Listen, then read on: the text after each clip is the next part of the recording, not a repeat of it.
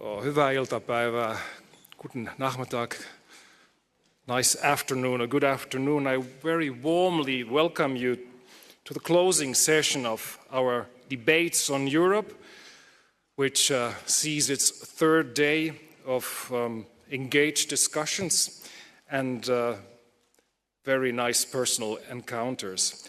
My name is Mikko Fritze and I work for the Finnland-Institut. The Finnland-Institut deals with cultural exchange and scientific exchange in the German-speaking part of Europe. And we are kind of drawing the mind map that we were talking about this day, so maybe it's important what we do, I hope so. And I really feel honored, of course, but mainly happy that I could be co-organizing this event. So thank you for the good cooperation to my cooperation mates. And during the Helsinki conference in this very building, Dictator Ceausescu from Romania had the longest speech. He spoke 35 minutes, and me being the youngest of four brothers, I'm very competitive. I tried to make it a little bit longer, of course, so you know what you have to prepare for. And I was 11 years old when the Helsinki conference took place. I then lived in Finland. And even as a kid, I felt that there was a huge excitement around me. I didn't know what it was, but the adult world was completely, or seemed completely electrified. And there's only one other event in my memory, I think it's about the same time, which I remember the adult world being so accelerated, and it was when the world-famous erotic film Emmanuel came into Finnish movie theaters, and even my parents assisted it. So those two memories I have. And in both cases, something, of course, very big was going on. And on the first day, we saw the documentary film Helsinki Effect by Arthur Frank. And what a perfect entry to these debates, I have to say. And for those who have not seen the film, I strongly recommend so, and it's going to be shown in many broadcasting companies around Europe, and I don't know where else. It's really worth it.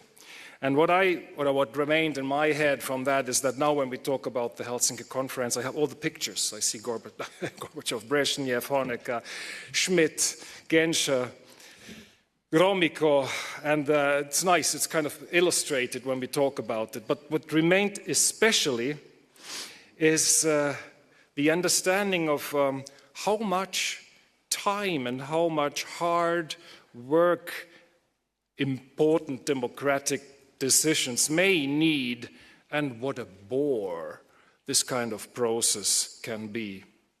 And then, how long can it take till these decisions really take effect? So, in a way that gave me hope, because the other day, last Tuesday, I had to moderate an event in the European Parliament in Brussels.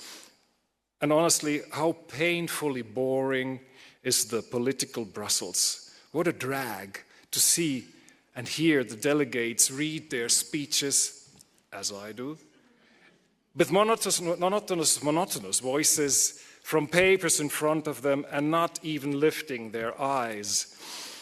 German and Finnish parliament might not be biggest fun, but I think they're, compared to the European Parliament, they're Broadway, so definitely. But now, after having seen Frank's film, I think, you never know. Maybe those people in Brussels all work hard and are about to build our bright, democratic European future under a protective shield of boreness. You'd never know, or boredom. And when I was in the European Parliament the last time before this Tuesday, and people who know me expect me to take this step now, or won't be surprised. So the last time I was there was 2017, and we drove up to the entrance of the very European Parliament with a fire truck in which we had built a sauna, of course. That was quite successful and gained a lot of attention, and we discussed in bathrobes and swimming suits with the European parliaments about the European future and offered a public sauna to everybody who wanted, right in the political heart of Europe. And we called the event Sweating for Europe. And maybe that's a motto for all of us. The question of the following panel is, what now? and basically it's the third thing I took from that film, is at the end it is we, the people, who make the change. So I'd say, let's not give up. Let's all work hard and fight hard for a Europe worth living, and let us be sweating for Europe. And with that said, I will shortly introduce our moderator, Hanna Smith. She is the Senior Strategic Advisor to the Secretary General of the OSCE and visiting professor at the College of Europe. So I hand over to you. Thank you.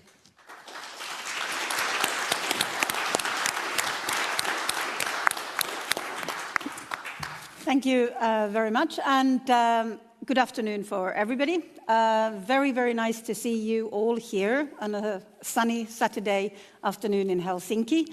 I think outside also waits something interesting, but hopefully we can compete quite a bit here with this panel. I'm very honored and pleased to be here today, and I actually congratulate all those organizers and supporters of this event. I go to a lot of different types of events, debates, planning sessions, and something that is not always present, and I think in this and here in this event it has been all kind of voices, so to speak.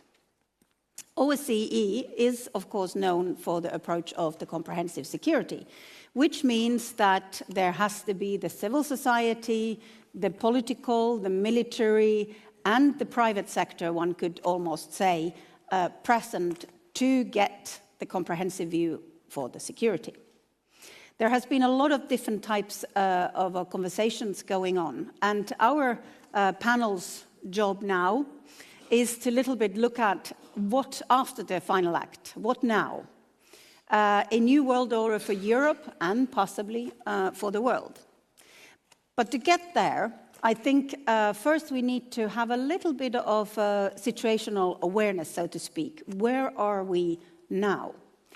Everything that has been said, and also referring back to the film, for example, everything starts from the fact that you start mapping the situation. How do you interpret it, where we are? What are the problems? Where are the threats? Who are friends? Who are enemies? That type of a picture is actually quite needed. And that's where this panel will start as well. We have 4 excellent speakers here, again, representing from quite kind of different views, a little bit of different geographical locations. And only that way we can, in fact, get the comprehensive picture and possibly build comprehensive security. So what we are going to start with is that I am going to present a question to the panelists, and we'll start from there. And the question here is clearly this thing. How do you view today's situation? How would you describe the security situation, the situation in Europe from your perspective? And we start first with Toni Sandell, who's the Deputy Director for the Finnish Task Force for the chair year of the OSCE. Toni. Thank you, Hanna. Perhaps I will start painting quite a gloomy picture and hope to get happier while we progress, hopefully, towards solutions. For the European security, the situation seems to be that there's one participating state, as we would say in the OSCE, that wants to break the status quo, the existing status quo based on the Helsinki Final Act and international law, UN Charter, Paris Charter, etc. That has caused immense suffering in Ukraine. It's causing new rearmament in Europe. So that is a big thing. Second thing that I would take in the name of the comprehensive security is the situation of human rights, democracy, and the rule of law. So there's a need to have a very close watch to domestic politics inside the European countries, to guarantee, to make sure that they comply with the standards that are put to them. That goes to elections. There's a need to guarantee that the elections are free, transparent, fair. And that goes to the security situation because domestic policy is connected to the external aggression, which we have witnessed with Russia. Then the third issue I have to say, maybe because it's not spoken so much, is the triple planetary crisis that we are living at.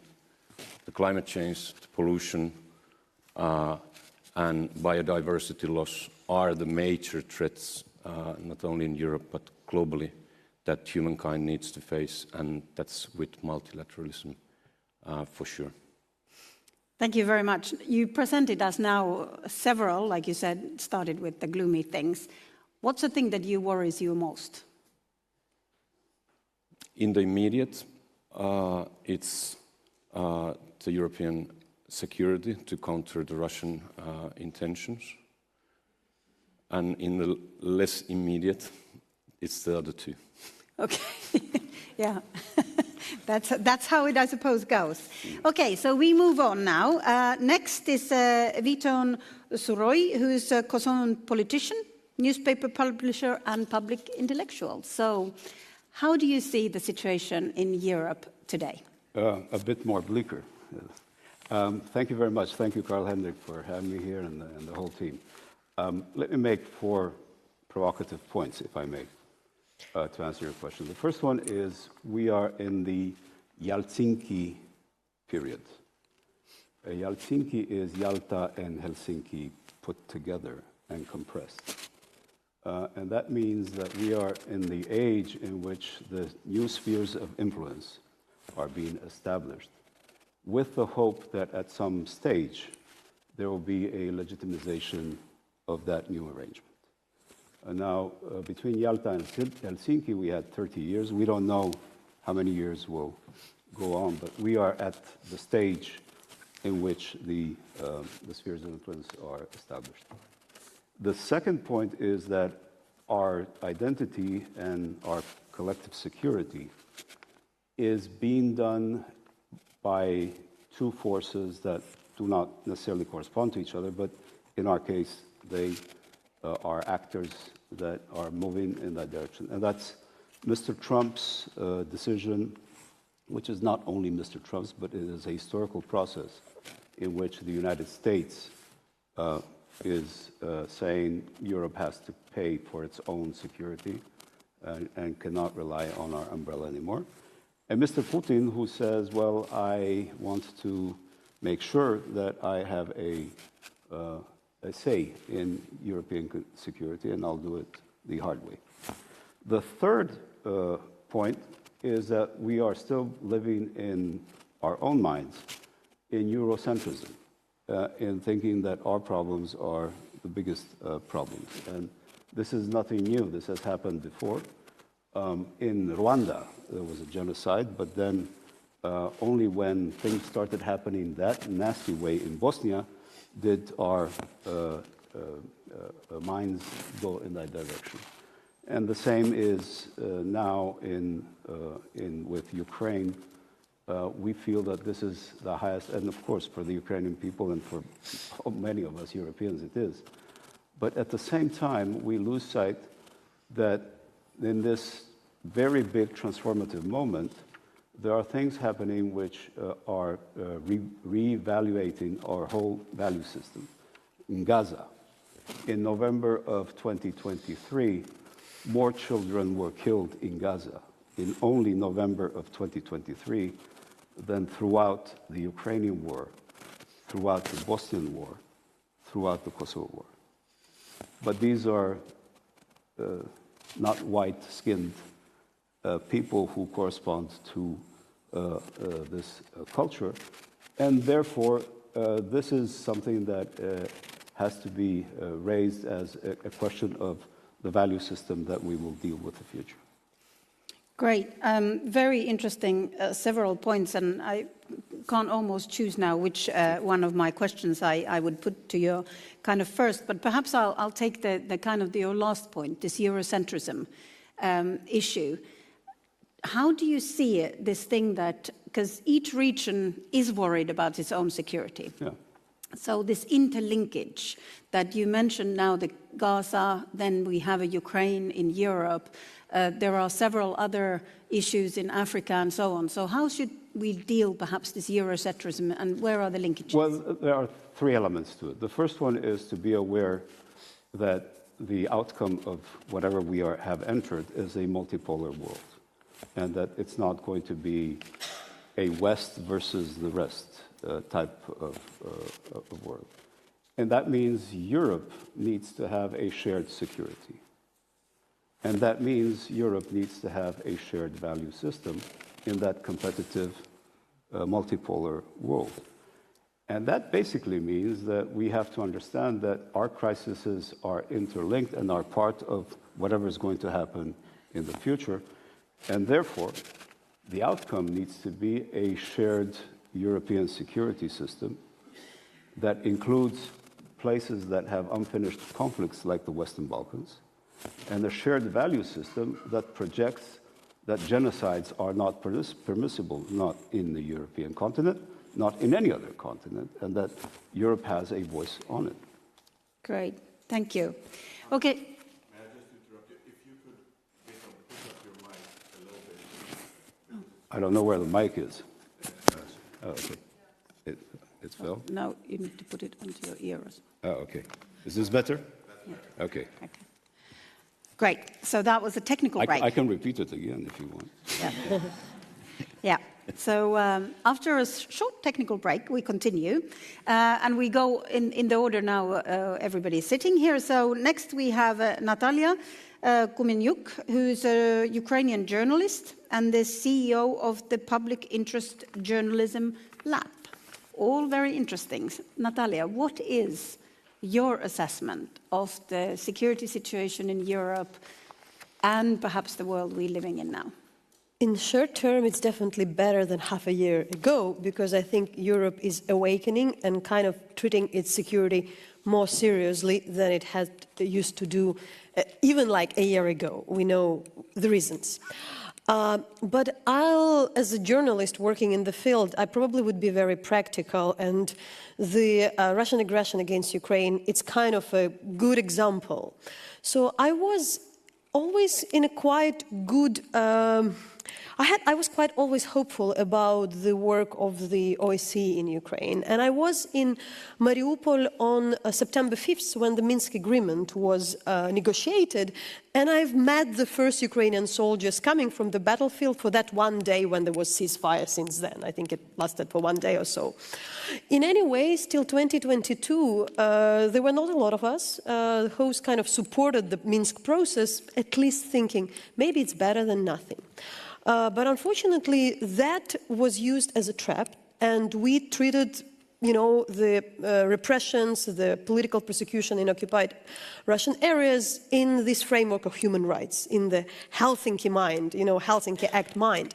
While Russia was building bridges, was developing the whole infrastructure to wage the full-scale war, and now we agree that it was a trap. And with a very simple also another example that on the February 24th, the OSCE resumed its operation, special monitoring mission in Ukraine, and kind of evacuated its own stuff. It was exactly in the moment when I believe it was exactly when they were needed to be there and the eyes should be on the ground. But one paradox, while we're speaking and following, the question of the debate, 3 months later, 3 Ukrainian nationalists, the staff employees of Special Monitoring Mission of OSCE from occupied areas, Luhansk and Donetsk region, their name is Maxim Petrov, Dmitro Shabanov and Vadim Holod, had been detained, accused to be spies. Then they were sentenced for 13, 14 years, and now they are in Russian prisons in Siberia for 3 years. They have all the immunity, everything, And for me, there is a question. Of course, there were the concerns of the leadership of the OSCE, of the UN Committee for Human Rights, but, the stuff is still in Siberia. So for me, the question is extremely, practical. Before we start to speak big about security, we can discuss, we can understand. For instance, we learned as Ukrainians, you really can defend itself with armed forces. The atrocities stopped to be committed in Izum, in Bucha, in Kherson, because there was a Ukrainian army retaking the cities. There was nothing else. So it's tempting to be a bit disillusioned with international I'm international rule, order and the international rule of law, security architecture. I'm still a bit of the optimist, and I'll develop this thought. But I think, again, before we're thinking about something big, I do think whether at least the institutions we speak about security can protect their own stuff. Or, for instance, is the organization capable to bring 3 employees from Siberia? Is it like a task? If this task is doable, then probably things are okay. If this is already the task which is totally non-achievable, then probably it's a bit too early to think something else can be done. Okay, well, that was an interesting angle. And I do subscribe to the fact that, if we are not looking at the details that are happening in a bigger picture, and that would be one, then I suppose we are not always getting everything exactly in place. And your argument, if I understood it correctly, is in the way that, if we cannot fix details, how can we fix the bigger picture? So, but at the same time, you were positive on the situation. So where do you see do you see any other, when you said that this is a better situation because Europe has kind of woken up now, do you see any other signs for kind of a positive development? Yes, because first of all, I think why the details are so pivotal. If we would now even discuss any type of the ceasefire and any type of the observatory mission, can we exclude this type of details? Because in the end, it would be about a personnel who need to work there. So I think before it's resolved, can we at all get engaged into the larger discussion? But I think why I'm not just positive. Of course, it's a bad time because what I also say, we idealists, we always were, as a journalist, independent, intellectuals, we're always speaking against hypocrisy, in these international institutions. They are not doing enough. They create an illusion of actions while not acting. But at this time, I believe maybe it's better to stick to hypocrisy rather than bluntly, promote what is promoted now. Because, Putin is bragging about war crimes. Now we have the leaders who speak about the deportation of the Palestinians. So maybe better you hide, those intentions and at least stick to some of the rules. So I really insist that we're fighting not a particular kind of evil ideology, but the cynicism that nothing is possible. And quoting a different, Ukrainian with whom I talked, it was a former police chief of Mariupol who spent 123 days in Russian detention, tortured. And he literally said, if at least 10% of Geneva Conventions were implemented, I'll be a happy man. Which means that it's very bad, but he thinks that they are okay. They need to be implemented. So I think we need to stick to that, and we still understand that the void is bad. It's a bad moment. The destruction of the USAID showed that it's impossible to, we cannot imagine to build a different USAID somewhere. We're speaking about dismantling of the things. So I think we still can stick, instead of dismantling, to the just creating the cases where things are done rather than we discuss whether they are relevant. Okay, we'll get back to that when we discuss a little bit what should be done. But I think the devil is in the detail as one of the things that seems to be holding here. Now we move on to our next panelist. Karl Schlögel, sorry, I forgot my glasses, German historian and public intellectual. Now, I would be very interested of hearing your assessment of what kind of Europe we are living in currently. Yeah. We are living in a Europe war and pre-war time. And the question was where we are now. I would answer very simply. In this moment, I'm in Helsinki. I'm in this beautiful building of Alvar Aalto. I feel the burden of the prestige of the Helsinki Final Act, the historical document, and the burden of the lieu de mémoire here. But in the lunch break, I went around and I visited the library, I visited the Parliament House, I visited the Philharmonia, etc. And I thought, what a beautiful place is Helsinki in this new Central Park area. It's unbelievable. This is Europe if Finlandization would be this kind of progress, I would support entirely the notion of Finlandization. But I have to tell you that I never have been an enthusiast of Finlandization.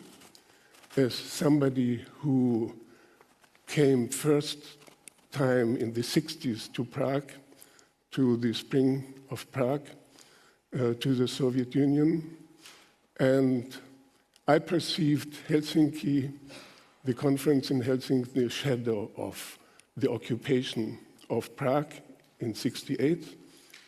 I perceived it from the perspective of my fellows, friends, comrades from the Soviet dissident movement.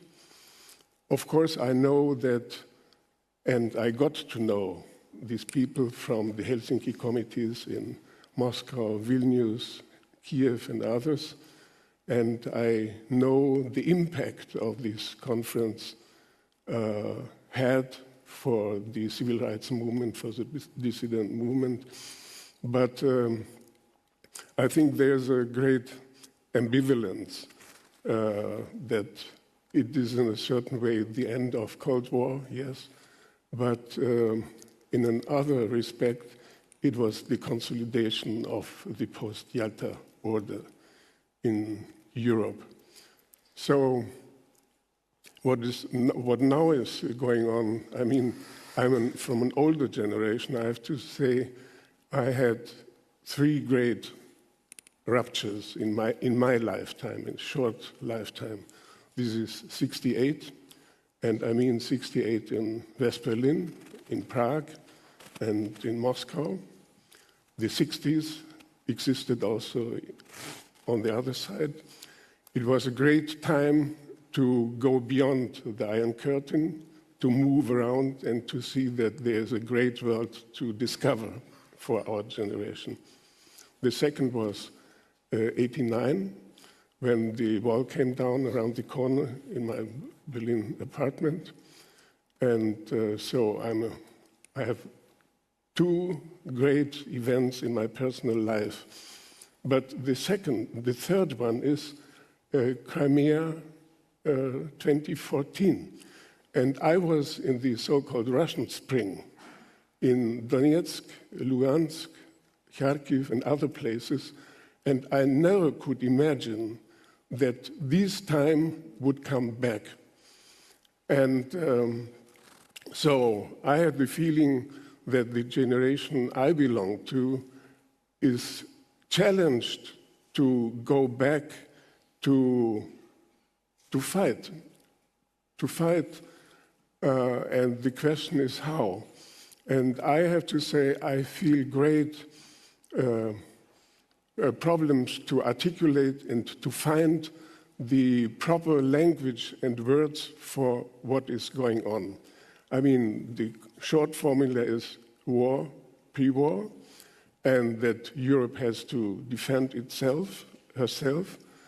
And but we don't know what will happen tomorrow. Only prophets and Cassandra know what is happening, happy end or apocalypse. I don't know. Your question is where we are. We are in the center of turmoil, and we don't have an overlook how it will end. So everything is possible, the self-invention of Europe, but it could be also the failing of Europe. And the last word, 10 years ago, the first debate on Europe, where I took part in Bucharest, the subtitle of the debate of Europe, what will happen if Europe fails? That was 10 years ago. So we are dealing with these questions since quite a long time.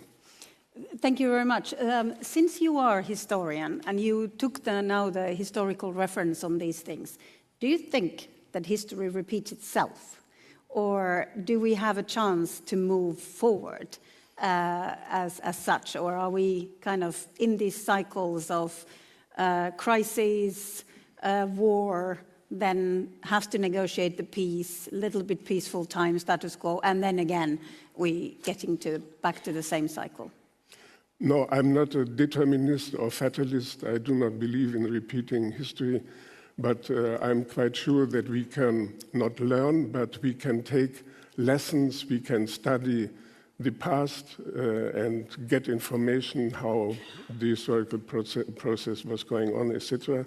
We can learn a lot, but the situation, any situation, is entirely new.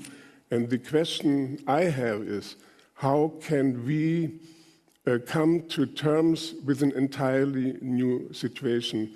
Beyond analogies, beyond lessons of history, we have to find our own image or prospect. And this is very interesting to go into history. I mean, I'm dealing in the last time, I'm a historian of Russia and Soviet Union mainly, and since 10 years also of Ukraine.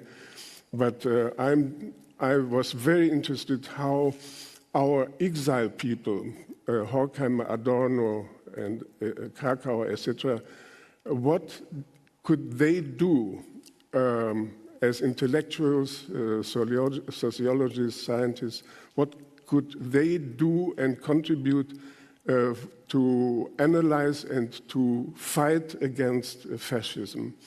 And this is a very interesting lesson, how to learn, how to come to terms, how to find a language.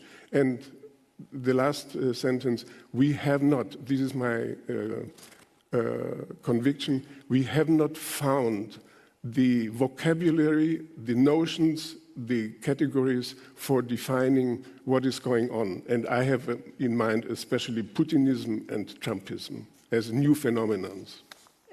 Very interesting, and we'll definitely, actually the next round, you can continue a little bit that thought, because when you said this new situation, not to find the analogs necessarily, but to find the solutions for the situation that we have.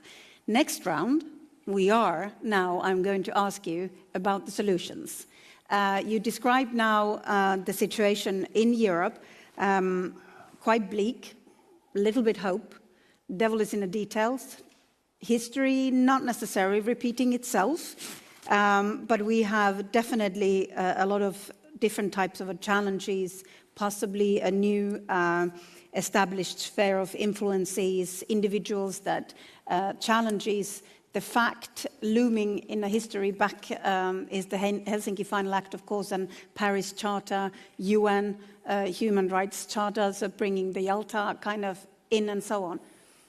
So with all this package, if you would, Toni, now be able to draft a strategy, what should be done now to get us to the right path, to do some of the things we already kind of discussed, to handle the insecurity that exists around us? Maybe focusing on the security order here in Europe, the first thing is to make sure that Ukraine will have a just and lasting peace, and that's based on the Helsinki principles and the international law. So that's the first priority. Then how do you get there?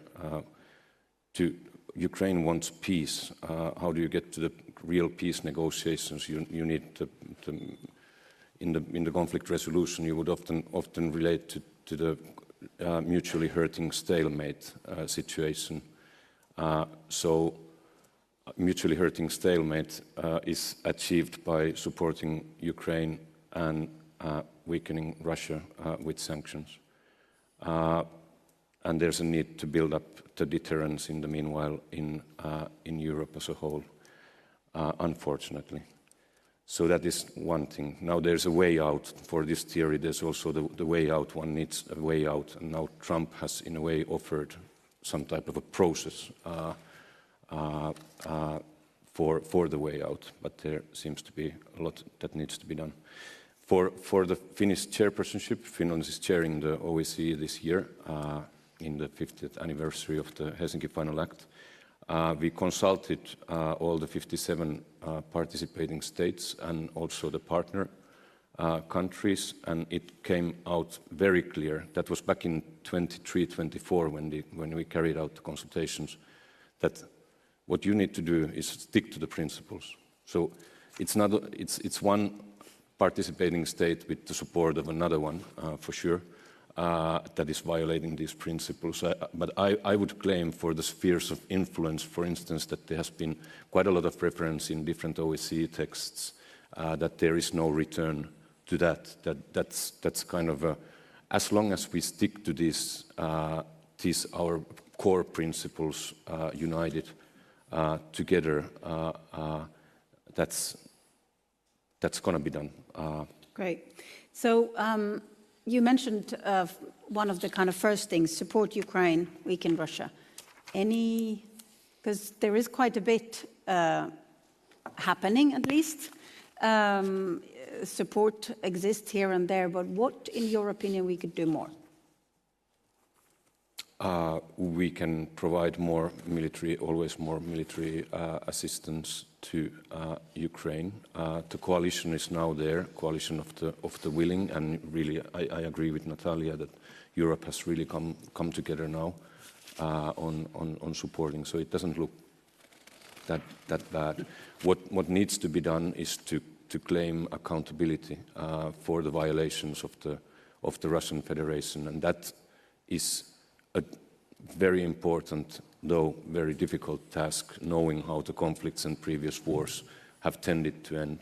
So that's something the OSCE, it's limited what the OSCE can do, but it's the multilateral system as a whole that needs to pay attention to that. Within the OSCE, there's a weekly meeting in Vienna, and we make sure that the accountability is there, and Russia hears these claims, and there's a Moscow mechanism. Ironically, there's a Moscow mechanism that helps to identify the human rights violations of the Russian Federation. Great. So then we move on.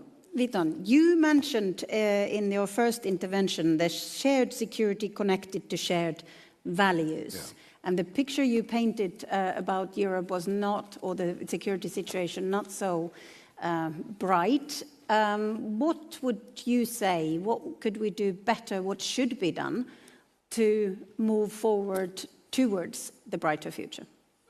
Well, first identify the challenges ahead. And we can rely on principles and on the past. I don't think necessarily it will help move to the future. The main questions, if you reverse the question of how do you get to a future by identifying the present challenges, is by presenting tough questions. And the tough question is, do European member states and European countries and Europe as a continent, does it believe it can defeat militarily Russia? And depending on that answer, you devise a policy. If there's not going to be a military defeat of Russia, and I think that there is not going to be a military defeat of Russia, then that presents another set of questions and answers for the future of how do we want to devise a security policy and a shared space, a shared European secure space and space of values. If, as I think, the ceasefire, whenever it comes between Ukraine and Russia, will bring a division line that does not necessarily correspond to the former borders of Ukraine, then we have an unfinished conflict. And an unfinished conflict means that we have to face the challenge of an unfinished conflict zone, starting on the borders of Ukraine and ending at Bosnia-Herzegovina, because that's an unfinished conflict as well. Now, if you want to be realistic about the options, then you have to understand that the European shared space could not solve easy questions such as Bosnia-Herzegovina compared to tough questions such as Ukraine. This is the first point. The second point in facing the challenges is that whenever the new ceasefire, whatever modus vivendi is found between Ukraine and Russia, it will not be a post-1945 geography, geopolitics, because we are speaking of China as an important element. The border between Ukraine as the extension of the West, if you will, of Europe to the east, will be the border between Europe and the new Eurasian Massif, in which China has a predominant role. And if this is the case, then we have to think of generating options for a future in which Europe will have its shared European security and value space, will have its voice in that. And the challenges ahead are, and we will probably speak about these in the third part, the challenges ahead are enormous and don't have to do with traditional geopolitics, artificial intelligence, one. Okay. Yeah. So actually, I want to, before next round, Sure. Challenges ahead, but this, when you mentioned this unfinished conflict, and that obviously is always a little bit of the danger in the way that if we want to sustainable peace and move forward, if we have unfinished conflicts, that's never a good sign. You might have some lessons learned or identified what you would like to say.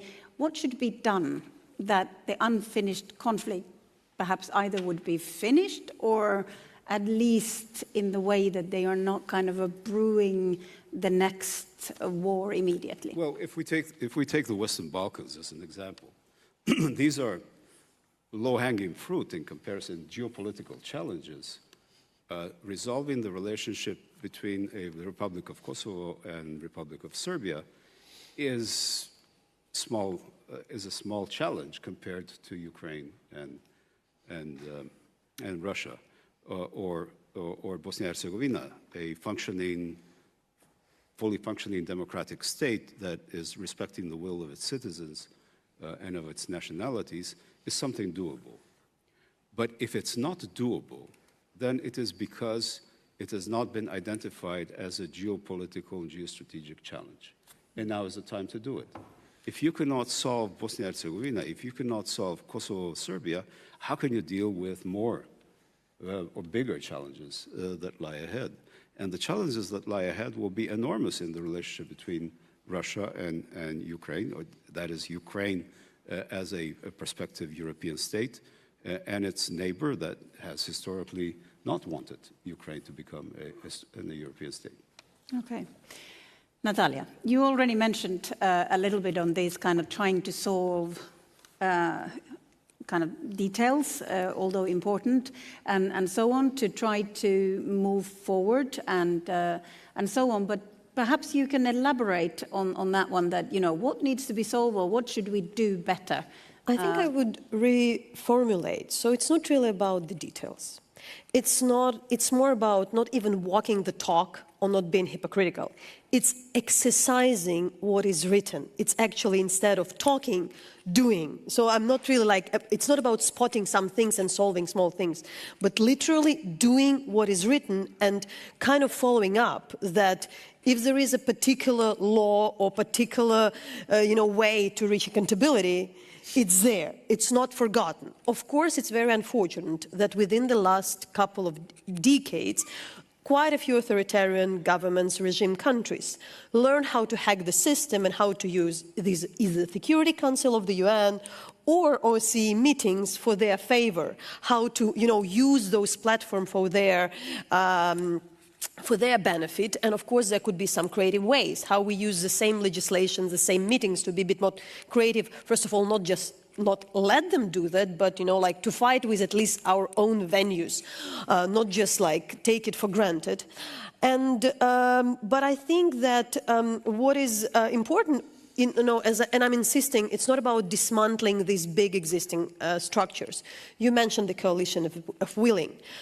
In case of Russian-Ukraine, the Russian war, of course, Ukraine is capable to defend itself already with limited support, and I would insist that it's limited. It's so much about the money, but even with that limited support, it's kind of doable. With some better dominance on air, actually a lot more can be done. And now we're in a situation when we can have just like literally now the Nordic states and a couple more states like the Netherlands, like the UK, are supporting Ukraine, and you already understand that can be enough for deterrence. So it's not something not achievable. In our case, it's first of all deterrence, and I'm not speaking, like fighting an eternal war, exactly what was offered, but by Minister Medinsky on, like during the talks. It's really creating the situation when those people would know if we attack, we'll be stopped. That's the major thing. But I cannot not miss the idea of accountability. And it's not just about, now there is 167,000 of alleged war crimes registered by Ukrainian General Prosecutor Office. Incredible amount. And of course, the accountability shouldn't be pushed out of the discourse of the negotiations. It's very important for future crimes not to happen. And I think this is a guarantee. Accountability should be there. And something to refer to the panels, which I heard earlier at this room.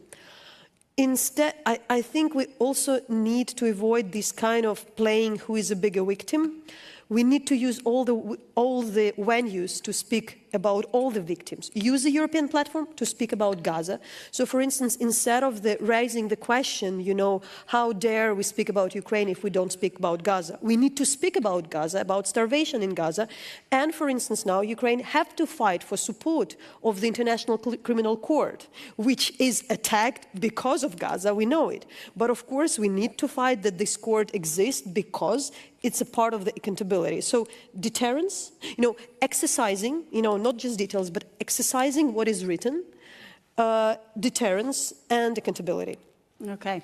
I think, at least I personally am interested of hearing a little bit more, because one of the questions that I think nearly everybody who's dealing with the Russian aggression war against Ukraine is thinking about deterrence, but how to do deterrence against Russia, specifically because the idea, and Russia seems to have been quite successful with that narrative, is that, if, for example, the Western countries are sending the troops, there is a more military aggression or something, then the escalation will start kind of taking up, and we end up in World War III. I mean, to accelerate a little bit, but nevertheless, so you get my point. How, perhaps from your view, we could do effective deterrence? I give a different example, and me coming from human rights, I'm always surprised to speak that much about weapon.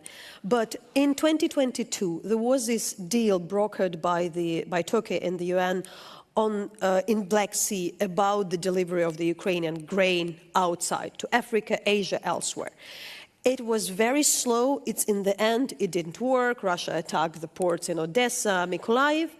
And in the end, with some type of weapon, sea drones and something, Ukraine managed to move the Russian fleet back to their borders. And since then, the route was there, and the Ukrainians were capable to ship way more grain without the deal than with the deal. And the figure says it, like within the last 2 years, we can feed more countries with Ukrainian grain than with the deal which is slowing the process. I'm not about dismantling all the deals, but I'm saying, being in the front line, that Russia don't attack when you stop them very early. They move when they see the weakness, and then they take more and more. If they are deterred very early at the stage, the attacks stop. It happens like the whole this spring. We have the attempts to overtake the Kharkiv region, but the Russian attempts are stopped, and they are not there because there is a stronger brigade with a capable military power to stop them on the Ukrainian soil, not really getting into Russia. So I'm saying that and what I want to say, it's not really about the presence of the European troops on the grounds. It's about having opportunity, and they know if something happened, they'll be stopped right away, and it's not just about Europe. And again, it's not about dismantling Russia or something. It should exist, it will exist, we know it. Okay. You know it in Finland, Yeah. you know it. Yeah, okay. Great. We'll move on. Karl. You already mentioned in your first intervention in the way that how history should be discussed and talked about, how intellectuals perhaps could do their bit onto the debate and so on. What would be your views on this practical, or what could we do more to get forward? I think that the stress the European states and especially the European societies are entering will be very, very hard. And we are still at the beginning of this process and not at the end. Talking about ceasefire, etc., it's early. The stress will go on, and the danger that the fragmentation inside the European Union is a very severe threat. A new divide inside the European societies. Who will pay for the support of Ukraine? These will be very, very serious questions inside all these, in France, in Germany, everywhere. And one thing is to fight against the destabilization and the disintegration of the European Union and the European societies, and to organize support. That means to be tough, to confront the population with the sacrifices they have to bring, to tell the truth, and to tell. We need these speeches, the famous speeches of Winston Churchill, and who is now in Europe prepared to give these kind of speeches to tell the population what they have to give. So, struggle for stability against disintegration and against the play of the Russian leadership to play on the contradictions and the domestic divides and inside the European societies. And I'm sure that the repertoire of Putin is not finished. He can play on these internal contradictions, and we have to be ready for this struggle, and that means public opinion, that means cultural work, that means organize a consensus, which is confronting to the real situation, against Ukrainian fatigue, which is everywhere where you can observe everywhere, and to organize a public opinion which understands that that liberty or their way of life is not has a price, and to organize deterrence. I mean, in Germany, to talk about armament, the public opinion, at least 50%, is against militarism. Militarism. What does it mean? It means that the half of the population is not ready to defend itself in the case of emergency. So these are in a certain way very simple things to organize a new consensus to update on the new to the new situation. And here comes something in which has to do with the job of not only military people, but with intellectuals, writers, etc. I mean, to tell what is going on in Ukraine. We had a panel this day about the role of literature. I think it's very, very important to the rise of Ukrainian literature and the popularity of Ukrainian literature in European countries. So if I can ask a kind of a follow-up and use again this historical knowledge, so to speak, which is a historical narrative that you think should be corrected, which is kind of a lot of majority of people are almost subscribing to something which is referred to history, but it is distorted the understanding of the situation. The historical narrative, which is very important now, is to break the impact of the Russian narrative that the aggression against Ukraine is the continuation of the struggle against Hitler, and to break this moral what is it called? The argument of the Russian propaganda, and not only in speeches but every night, it is very useful to look for the Moscow TV channels, is that Germany is supporting the fascists and the Nazis in Ukraine, and that the Russian war against Ukraine is the great patriotic war. And this narrative works. It has an impact, and it's appealing to what really has happened. I mean, the unbelievable crimes of the German Wehrmacht and the Nazis, etc., on Soviet territory. This is a fact, and he is playing and using this, and to make independent decisions now in Germany to organize arms and the military support for Ukraine has to break the dominance of this Russian narrative. Great. Very, very important. I think that was to everybody to note down this one and to make sure that we work against wrong historical narratives, so to speak. Now, we have one more round to go.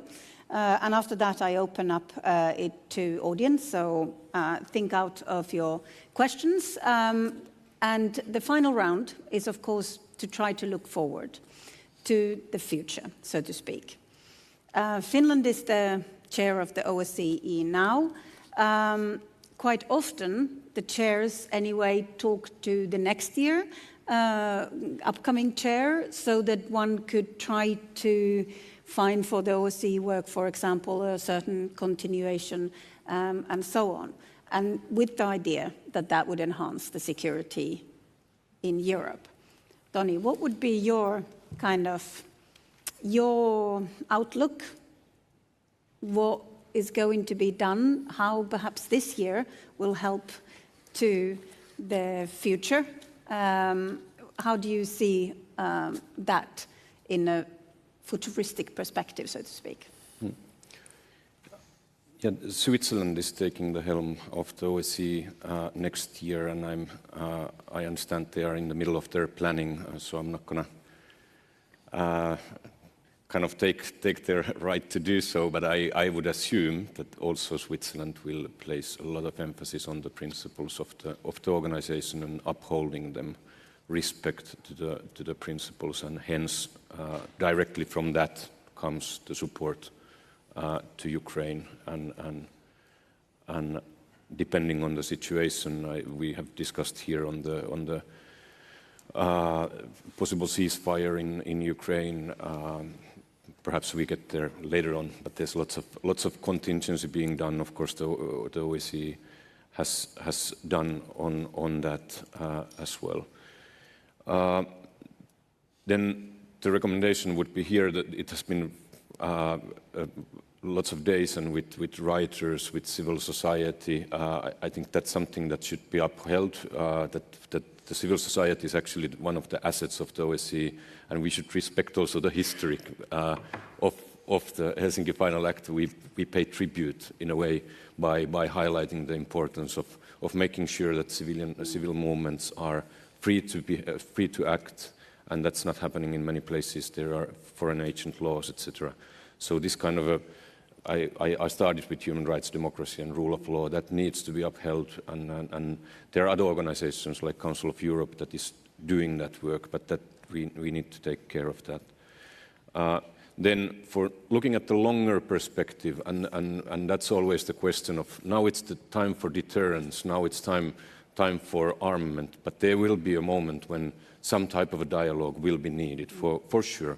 There is a huge wave of basically arms race, rearmament taking place, and we know by fact that at some point there will be a moment when this has to be spiraled back down again. There's a lot of expertise within the OSCE in that area. There's lots of confidence building measures, Vienna document, Open Skies, Convention on the conventional armed forces. So this expertise has to be withheld. There's a concern that this expertise that once was there, how to actually do arms control, is disappearing. We need to maintain that, because there will be a moment when we need it.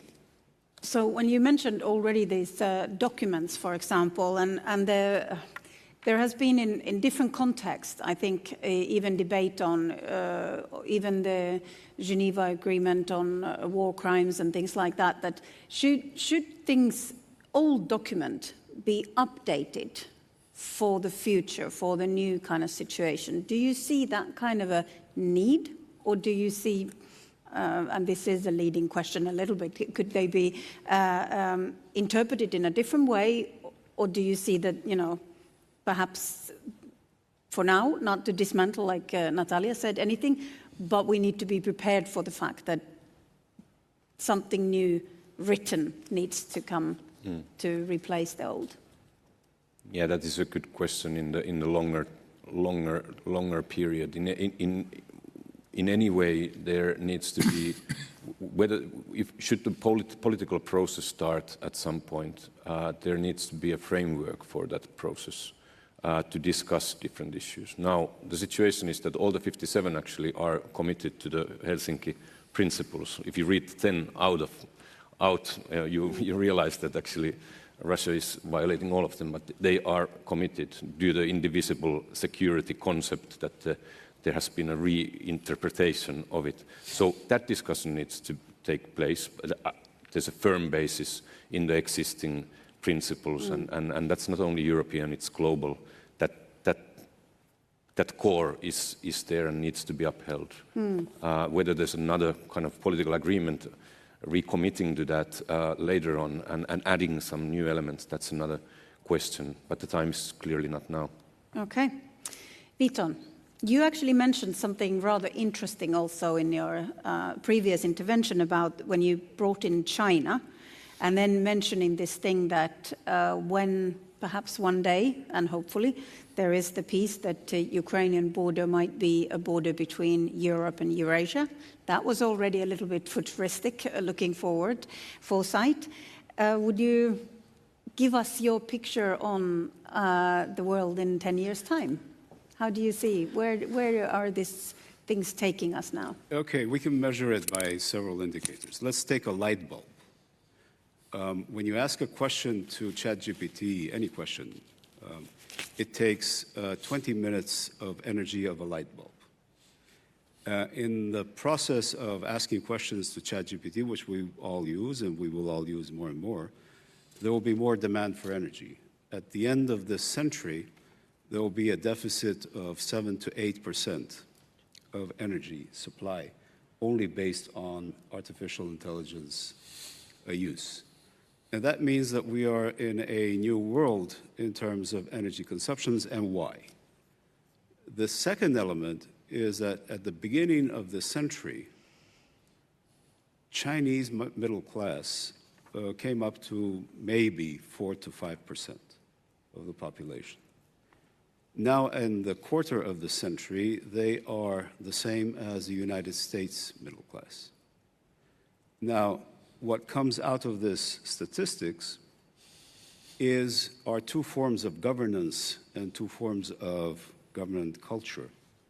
One in which democracy and free market go together, and this is something we grew up with most of us since 1989.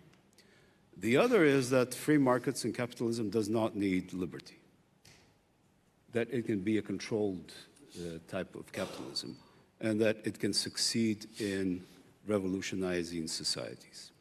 Now, whenever that happens, and this will happen probably within this decade, the division line between Ukraine and Eurasia will also be a division line of two systems of liberties, an understanding of liberties and functioning democracies and market production.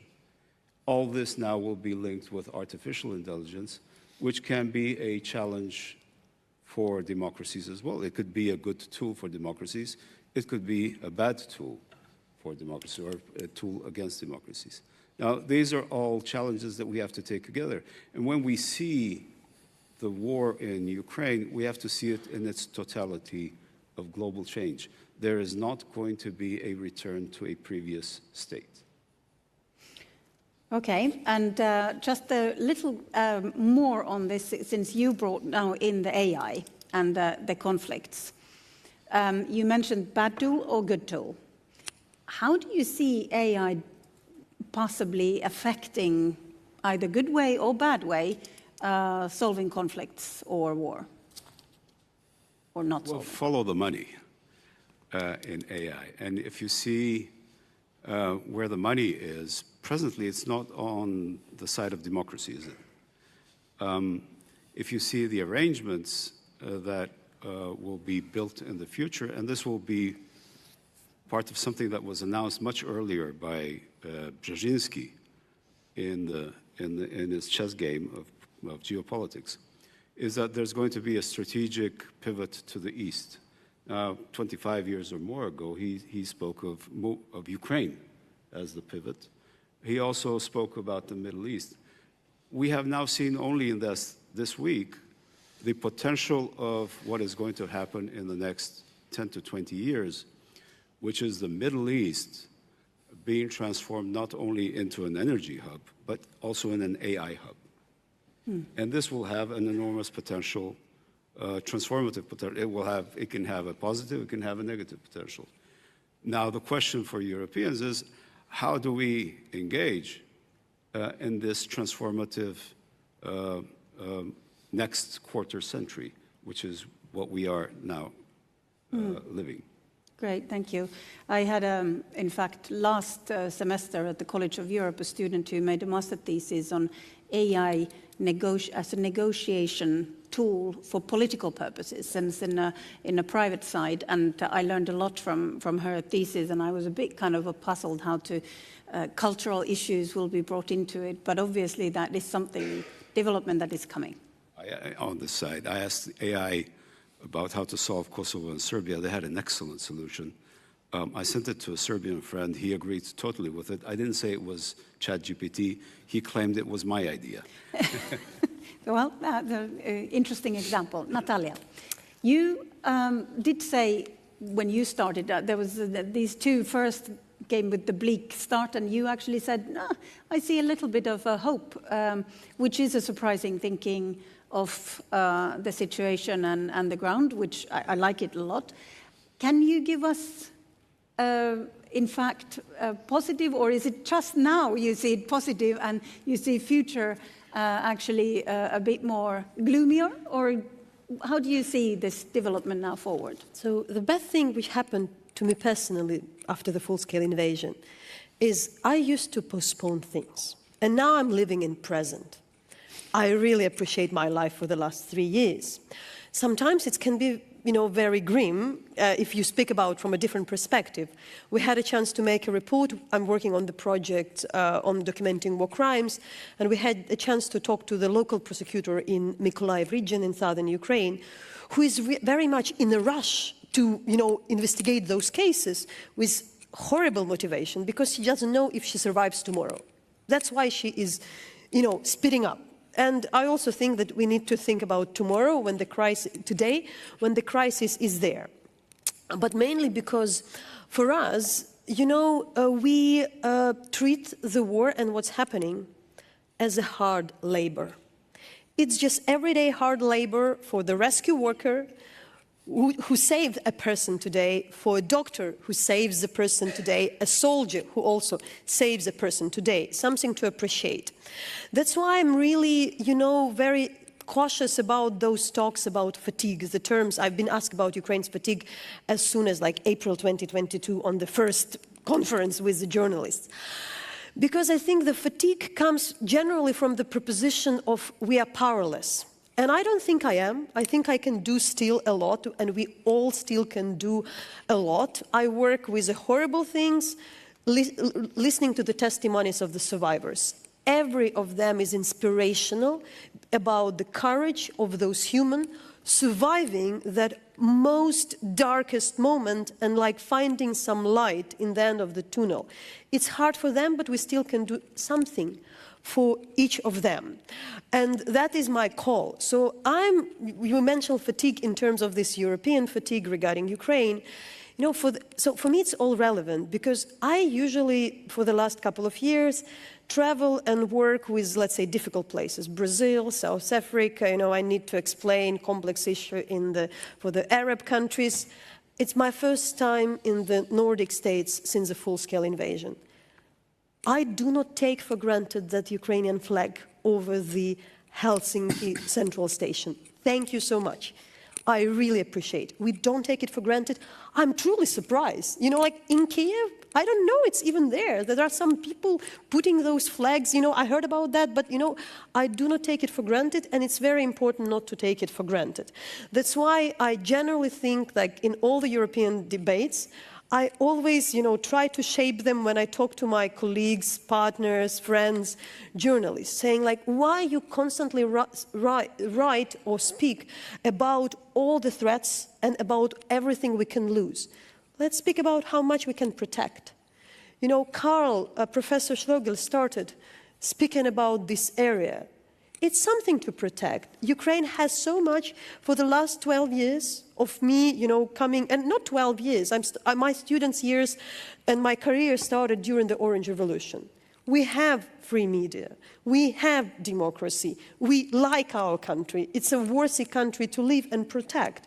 Why? So I think we all can discuss here in Finland, everywhere, and I do think this motivation makes us, a bit better if you know what you need to protect instead of all the time speaking how much we can lose. Okay, so what's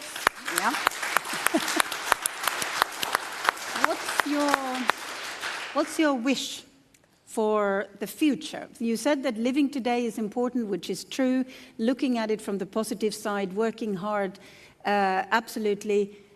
Wish for kind of, if you look at to 5 or 10 years, where would you like to see either, Ukraine or Europe altogether?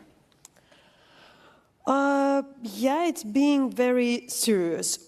Repeating myself, walking the talk, and I think that's something to do. It won't be perfect, it won't be difficult, but it never would be perfect. When you talk to historians, it was never really good.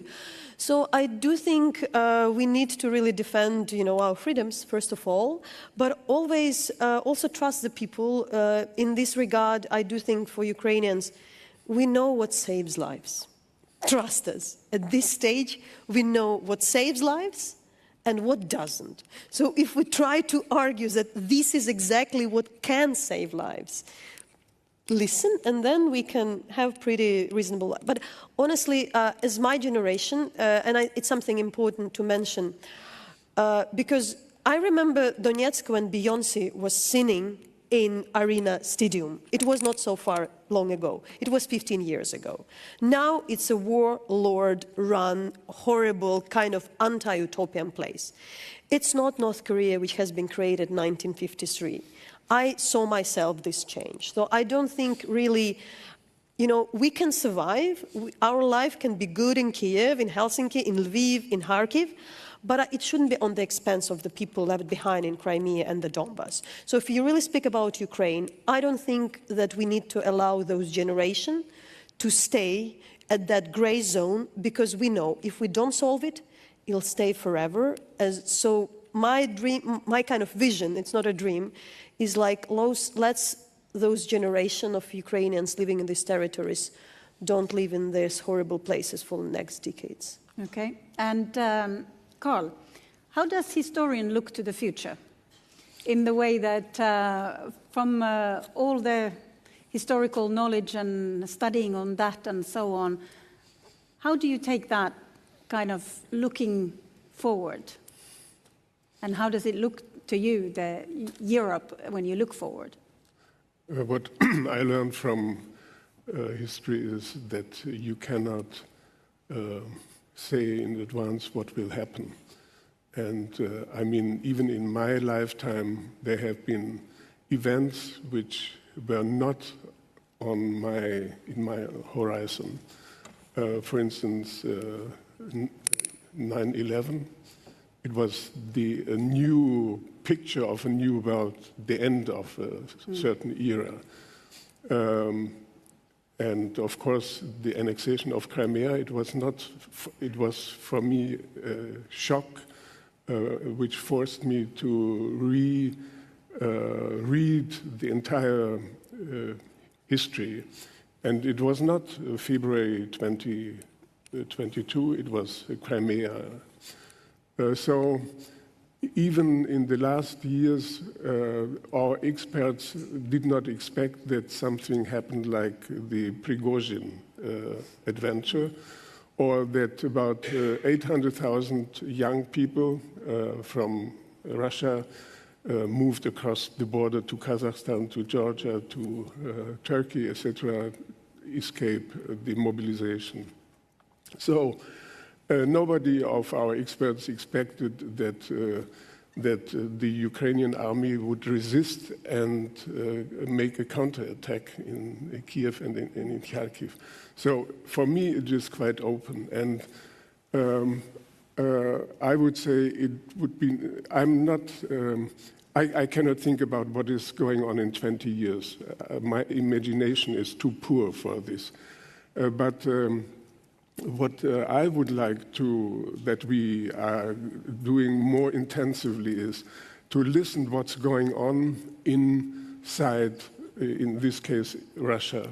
I mean, we are so fixed on this person at the top, Putin, what is in his brains and what he is orchestrating, that he's a master choreographer of threats and fear and nuclear bombs, etc.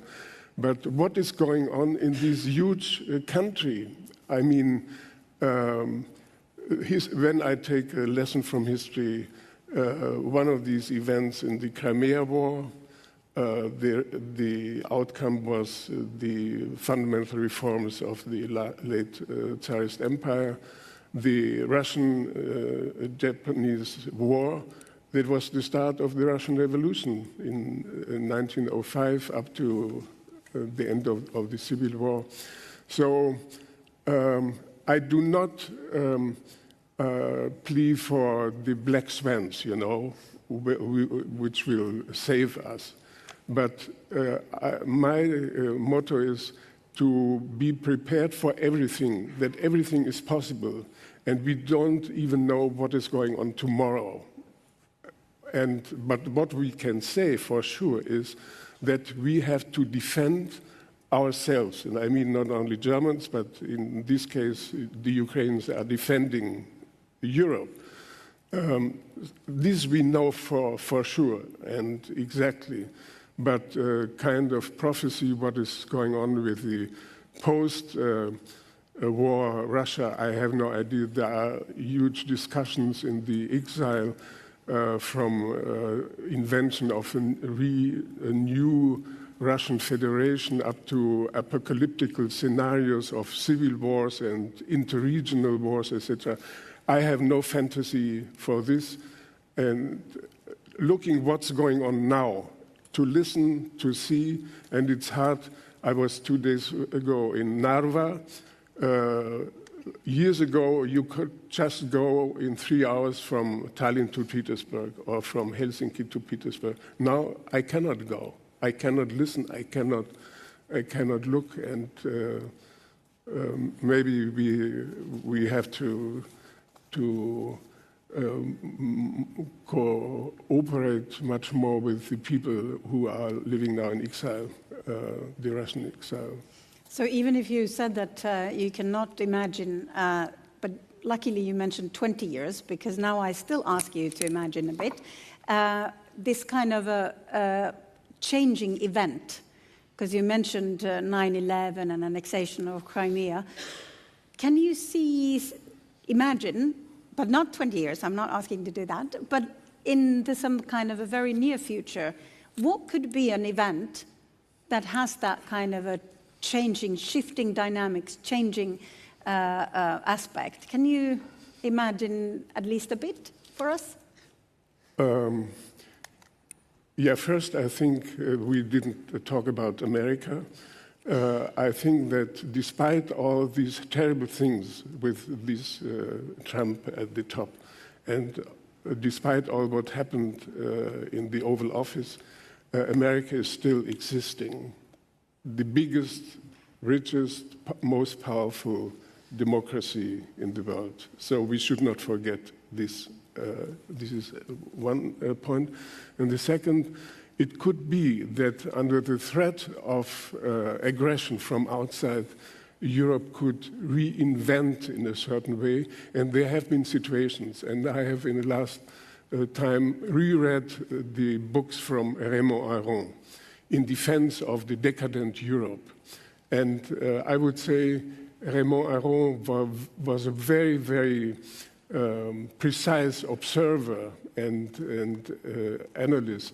So I think it is not excluded the process of reinvention of a provincialized Europe.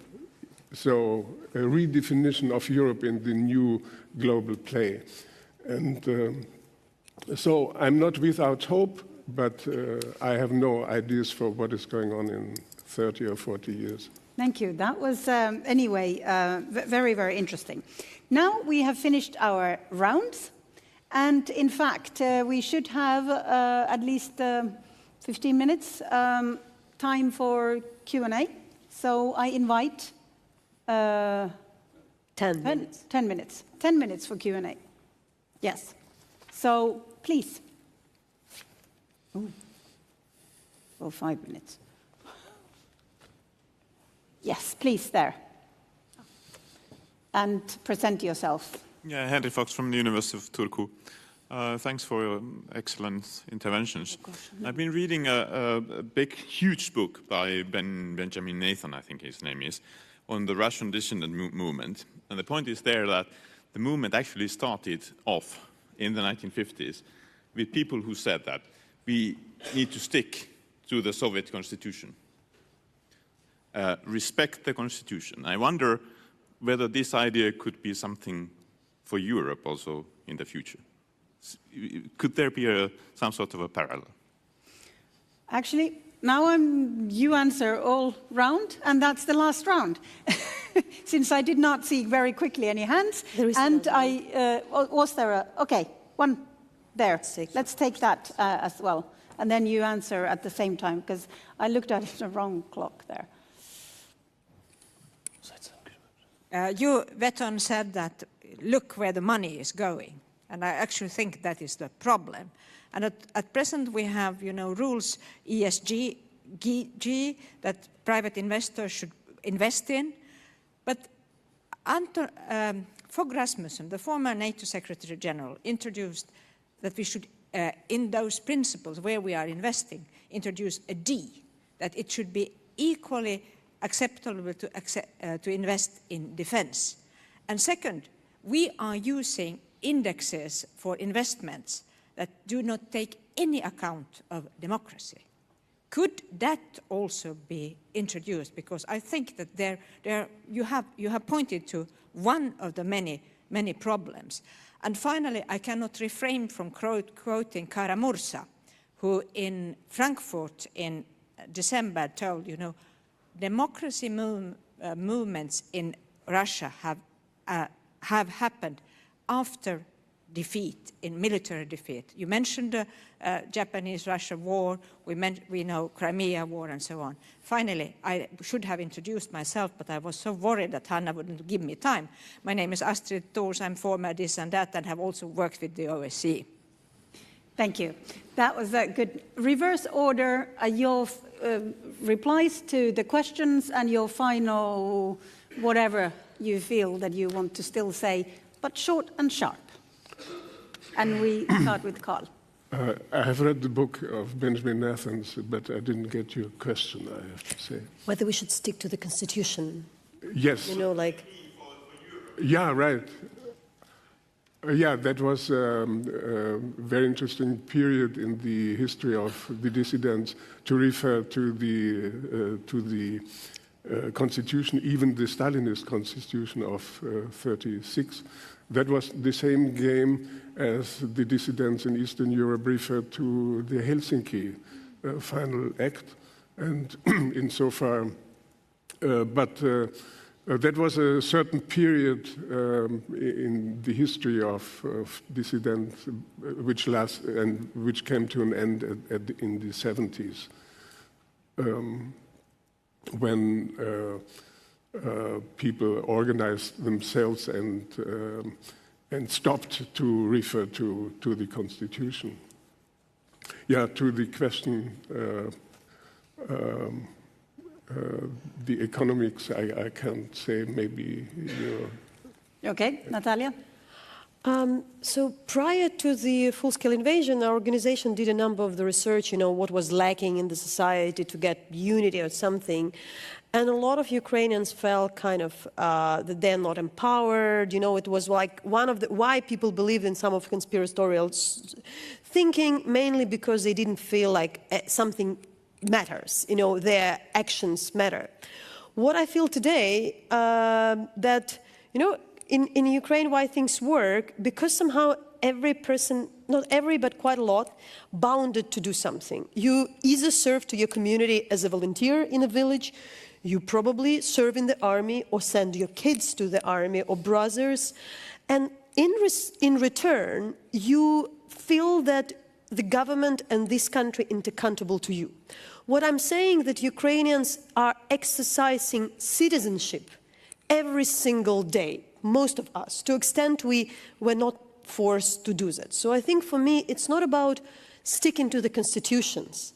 It's really the problem which I feel, that a lot of people just delegate the idea of the democracy to one day when you elect officials, or you generally pay taxes. So instead of being citizen, you're a taxpayer.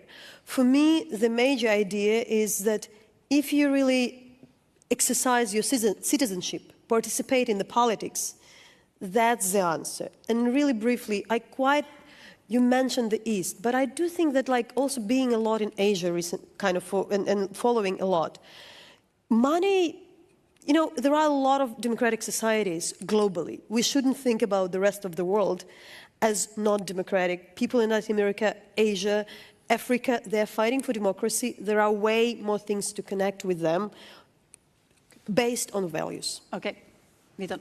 Yeah. When I spoke about follow the money, I was thinking of the conflict, the discrepancy that exists between democracy and technological oligarchy. And this is the big challenge for our societies today. If Mr. Zuckerberg or Mr. Musk can have an enormous influence unchecked by any forms of democracy on our lives, then this is an enormous problem for a democracy. We are at the initial stages of this, but you know, this is one of the most serious challenges of our democratic life in the future. Great. Toni, I appreciate short and sharp. Yeah. Okay, I think the answers came, and we need creative kind of alternatives and new ways of protecting our democracy. But just wanted to highlight one event, 31st of July in this very building, when it's the 50th anniversary of the Helsinki Final Act. We will bring in loud and clear message on the importance of the Helsinki principles. And secondly, it will be very much civil society event, so it will be a house full of civil society representatives. That's what we want to highlight during our chairpersonship. Great. Thank you very much. When I started this panel by saying that situational awareness is one of the key issues, also to find perhaps ways forward, we have learned in this panel basically that situational awareness is needed for early warning, to be able to tackle rising threats early on. We need to have our geopolitical priorities very clear to be able to also find the common voice, so to speak. We need to use the situational awareness to find connections and identify the different threats and find our own interest in it. One of the things that I learned also from the Helsinki Effect film was the fact that even if the interests are not coinciding, but if everybody finds their own interest in it, then you can kind of work together. It seems so that the responsibility, in fact, lies on all of us, not only on few, based on my excellent panel. We also need to imagine perhaps more and use the creativity we have to have the preparedness and foresight for the future, and definitely expect the unexpected. Join me of thanking my excellent panel for all insights.